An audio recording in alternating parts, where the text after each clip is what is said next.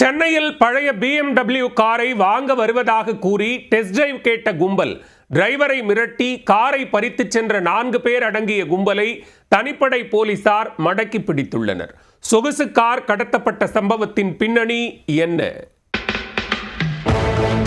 சென்னை அண்ணா நகரைச் சேர்ந்த 21 வயதான அபிகாஷ் கொளத்தூரில் உள்ள கார் பழுதுபார்க்கும் நிறுவனத்தில் பணியாற்றி வருகிறார்.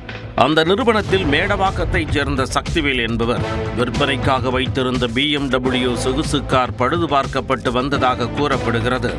இந்த நிலையில் காரை வாங்க விரும்பும் வாடிக்கையாளர் ஒருவர் இருப்பதாகவும் காரை நேரில் பார்க்க வேண்டும் என்றும் கூறி ஆலந்தூர் நீதிமன்றம் அருகே கொண்டு வருமாறு அபிகாஷிடம் தெரிவிக்கப்பட்டுள்ளது.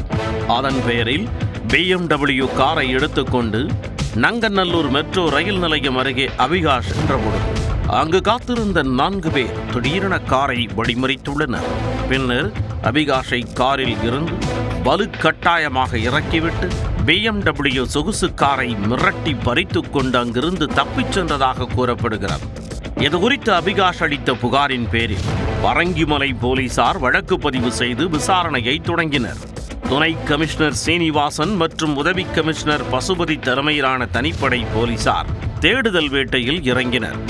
சம்பவ இடங்களில் பொருத்தப்பட்டிருந்த CCTV காட்சிகளை கைப்பற்றி தீவிரமாக ஆய்வு செய்தனர்.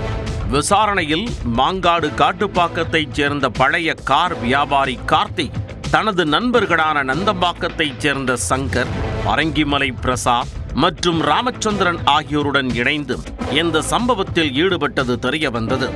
கார்த்திக் தவிர மற்ற மூவரும் VCK மற்றும் பாஜகவில் கட்சி பொறுப்பு வகிப்பவர்கள் என்பது தெரிய வந்துள்ளது. இதையடுத்து 4 பேரையும் போலீசார் கைது செய்ததுடன் பறிக்கப்பட்ட BMW சொகுசு கார் மற்றும் மற்றொரு காரையும் பறிமுதல் செய்தனர். போலீசார் நடத்திய விசாரணையில் BMW காரின் உரிமையாளரான சக்திவேல் தன்னிடம் 5 லட்சம் ரூபாய் பணம் தர வேண்டியிருந்ததாக கார்த்திக் தெரிவித்ததாக கூறப்படுகிறது. பலமுறை கேட்டும் பணத்தை திருப்பிக் கொடுக்காததால் சக்திவேல் விற்பனைக்காக வைத்திருந்த BMW காரை திட்டமிட்டு வரவழைத்து டிரைவரை மிரட்டி காரை எடுத்துச் சென்றதாக அவர் வாக்குமூலம் அளித்துள்ளார். பணம் வாங்குவதற்காக திட்டமிட்டு சொகுசு காரை பறித்தார்களா அல்லது வேறு ஏதேனும் பின்னணி உள்ளதா? அரசியல் கட்சி நிர்வாகிகள் பெயர்கள் இந்த வழக்கில் எப்படி வந்தன என பல்வேறு கோணங்களில் பரங்கிமலை போலீசார் தொடர்ந்து விசாரித்து வருகின்றனர்.